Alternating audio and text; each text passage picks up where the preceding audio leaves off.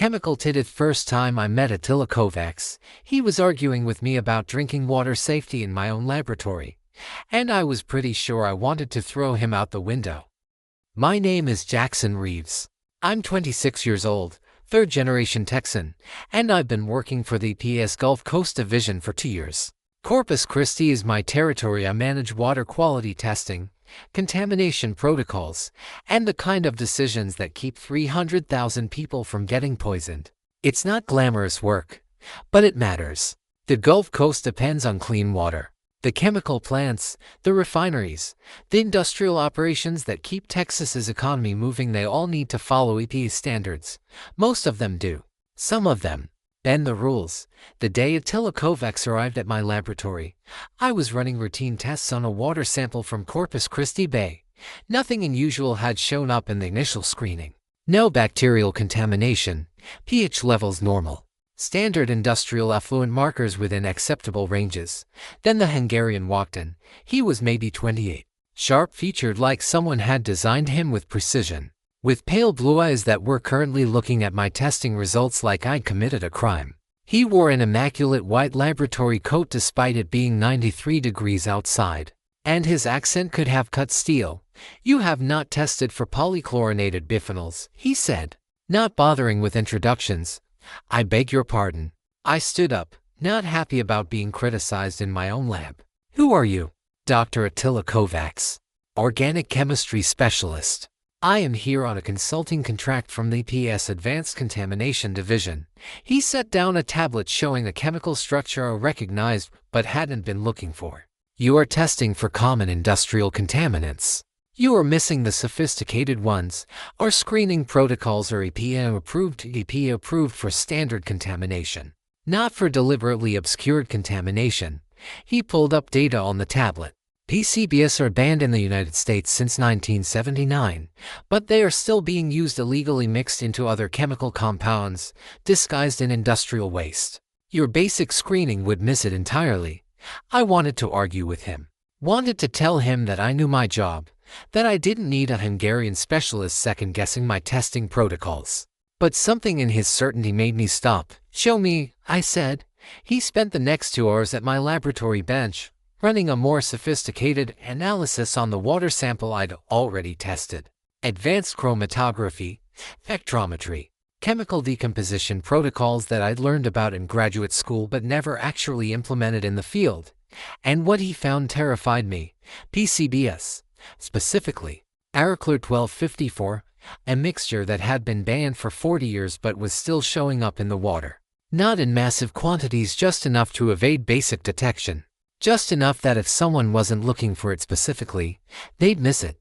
Just enough to accumulate in fish tissue, in bird populations, in the human food chain. "How much is in the system?" I asked, my voice steady despite the panic rising in my chest.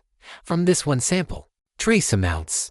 But if it is coming from a specific source, there could be much more." Attila looked at me seriously. "We need to identify the source. Before the contamination becomes widespread, there are only 3 major chemical operations near the bay that could produce PCBs, then we test all 3. That requires warrants. Probable cause. Legal justification. That requires you to understand that someone is poisoning your water."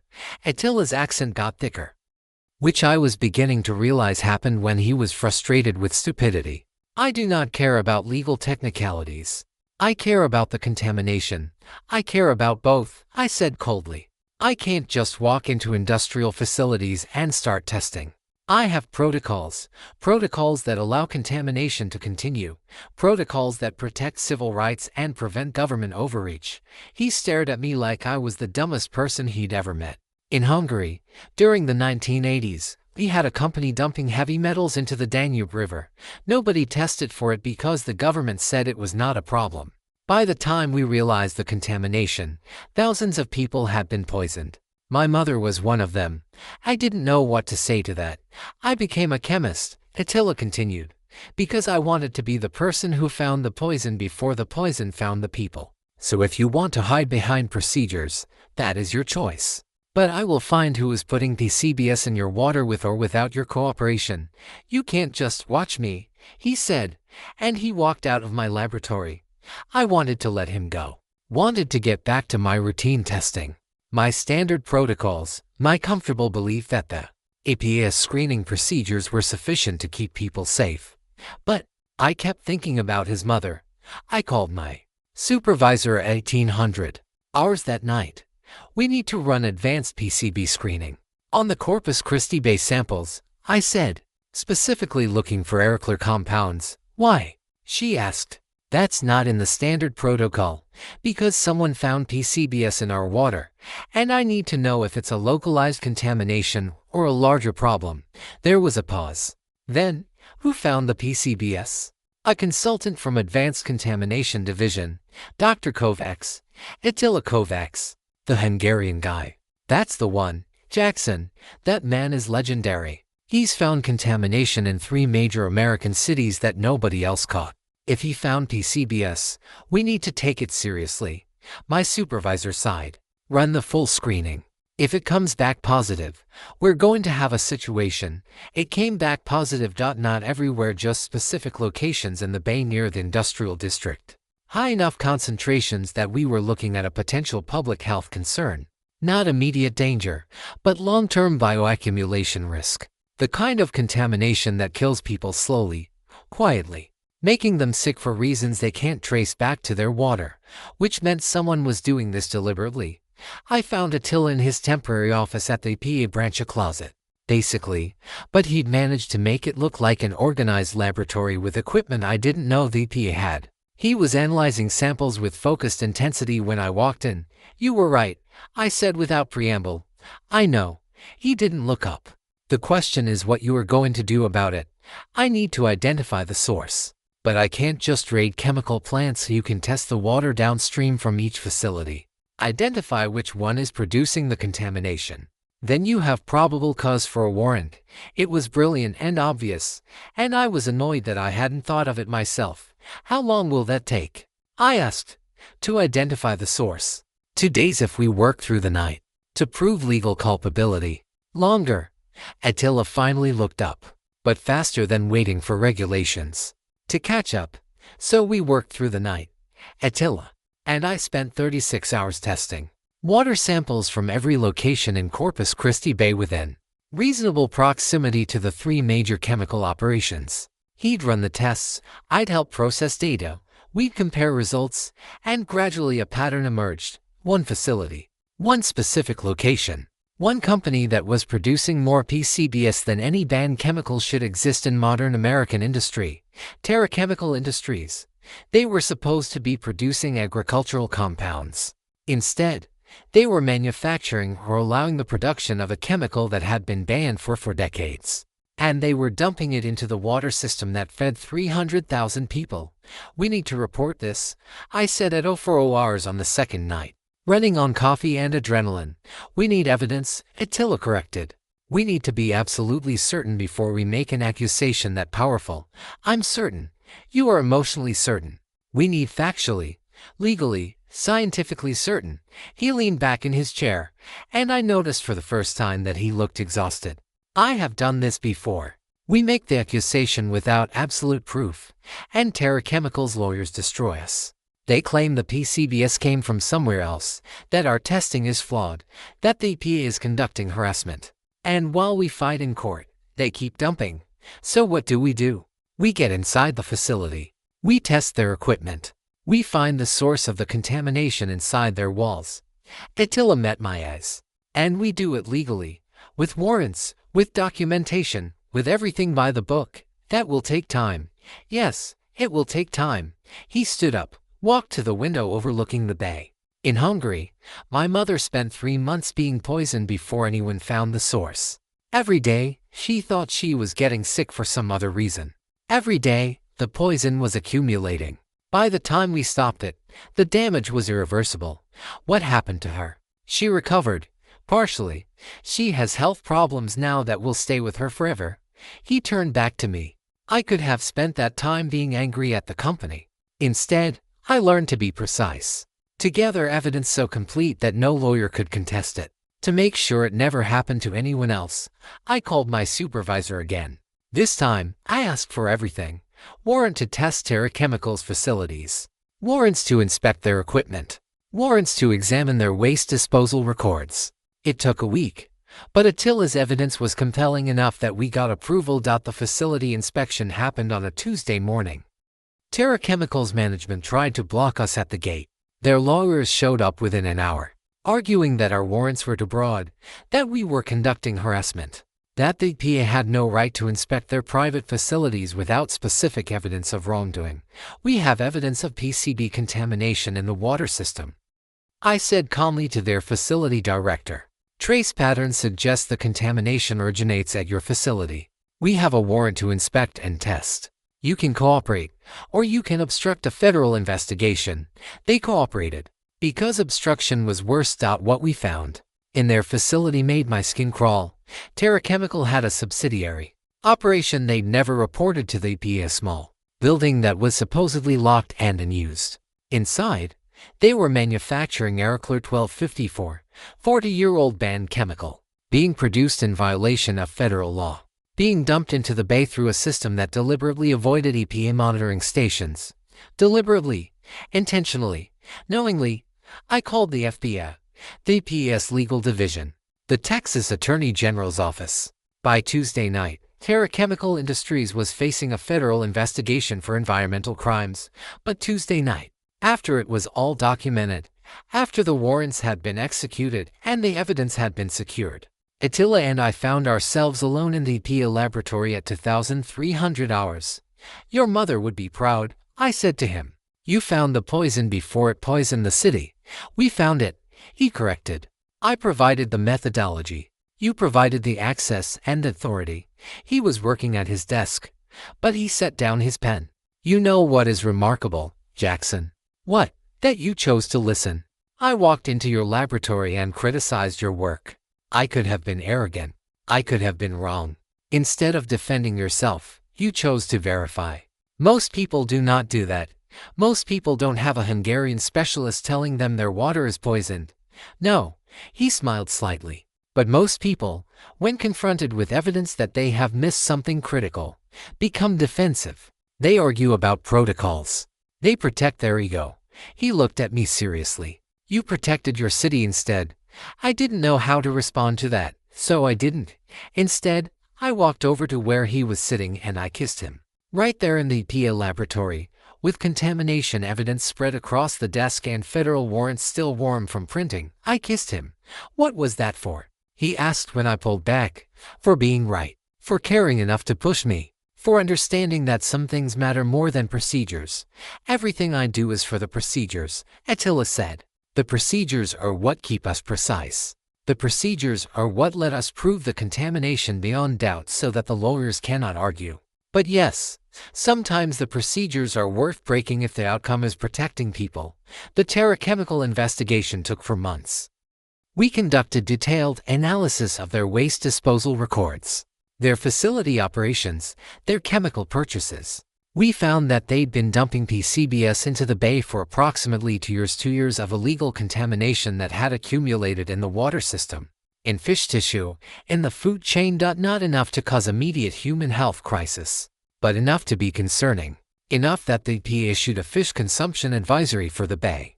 Enough that we had to notify the public that their water had been contaminated. Attila and I worked every hour of those for months. He handled the scientific analysis, the chemical documentation, the absolute proof that Terra Chemicals' operation was deliberate and illegal. I handled the regulatory response, the public notification, the coordination with federal prosecutors, and somewhere in the middle of all that work, in the coffee breaks and late nights and moments when we were both too exhausted to do anything but sit together, Attila became the person I couldn't imagine not having beside me. Why are you still here? I asked him one night, 2 months into the investigation. You could go back to Hungary. You could consult for another city. You could move on to the next crisis. Because this crisis is not finished, he said. And because, he paused. Because I do not want to go back to Hungary. I want to stay here, with you. The investigation will end. The evidence will be presented. The prosecution will happen without us, yes. But then there will be another contamination. Another city with water problems that nobody has detected. Another situation where we can make a difference together. Attila leaned back in the chair. In Hungary, I was alone. I would find the poison, report it, fight the bureaucracy by myself. It was effective, but it was lonely. He looked at me. With you, I am not alone. With you, I find the poison and I know that someone will help me prove it. That someone will care about the procedure but also care about the people the procedure protects. So you want to stay in Texas. I want to stay with you, he said simply. Everything else follows from that. The federal prosecution of Terra Chemical took 7 months. The facility was shut down. The subsidiary operation was dismantled. Criminal charges were filed against the facility director and 3 members of the management team. Attila testified about the chemical analysis. I testified about the EPA investigation. We sat in federal court and watched justice be served slowly and efficiently, but served up by the time the verdict came back. Attila had accepted a permanent position with the EPA as a contamination specialist. We'd rented an apartment together in Corpus Christi, overlooking the bay that we'd spent months protecting. He'd learned to cook Texas food, badly. I'd learned to appreciate Hungarian history, which he would explain to me at length. You know what is interesting? He said one evening, standing on our balcony looking at the bay. The water was clean again. Testing confirmed it. The PCB levels were dropping as natural dilution and ecological processes worked. What? That you were testing that water every single day, for months. And I was the one who noticed the contamination. He turned to me. But you were the one who had the authority to do something about it. If you had dismissed me, if you had decided that my Hungarian accent and my criticism were not worth listening to, the poisoning would have continued. You wouldn't have let me dismiss you. No, he agreed. But you made it easier by listening. You made the process faster by cooperating. You made the outcome certain by believing that what we found was worth protecting. I learned it from my supervisor, I said. She taught me that expertise can come from anywhere. That the best decision is made when you listen to people who see things differently than you do. Your supervisor is wise. Attila took my hand. Tell me something, Jackson. Are you happy? With you? With everything? The work, the city, the life you have built? I thought about it. 6 months ago, I was doing routine water testing, comfortable in my protocols, confident that the EPA screening was sufficient. Now, I was part of a federal prosecution. I testified in court. I'd helped shut down an illegal chemical operation. And I was standing on a balcony overlooking the Gulf of Mexico with a Hungarian chemist who'd changed my entire understanding of what competence meant. Yeah, I said. I'm happy, good. Attila pulled out a small box, simple band of white gold with a sapphire that matched the color of the clean bay water. I have something I want to ask you. Attila, let me finish. He smiled. I came to Texas to find contamination. Instead, I found you. I came to your laboratory to correct your testing procedures. Instead, I found someone who cared more about the truth than about being right. He opened the box. I want to spend my life finding contamination with you, protecting people with you, growing old with you in this city on the Gulf Coast. Yes, I said, before he could ask the question. Yes, absolutely. I have not asked yet. I don't care, yes. Epilogue, 1 year later, the Rasha Mikkel's facility has been permanently closed. The contaminated bay has recovered. Water quality tests show 0 detectable PCBs. Fish populations are returning.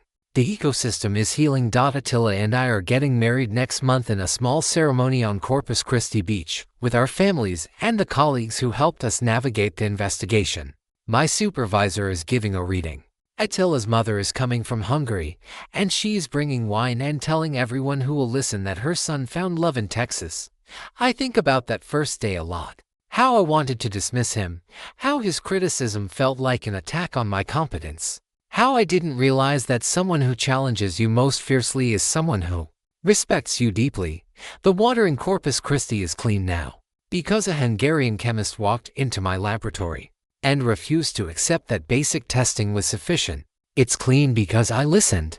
It's clean because we cared more about precision than we cared about ego. 300,000 people are safe. Fish populations are recovering. The Gulf Coast is healing. And somewhere in the data, in the carefully documented evidence and the scientific precision and the procedure that Attila insisted on, We're there to men who understood that some things are worth protecting fiercely. The poisoning could have continued for years. The contamination could have accumulated until it became irreversible. But Attila came to Texas. He found the poison, and he wouldn't stop until it was stopped. I'm grateful for that. I'm grateful for him. I'm grateful that I listened when someone who saw things differently told me I was missing something critical. Because he was right. I was missing something critical, and his name is Attila.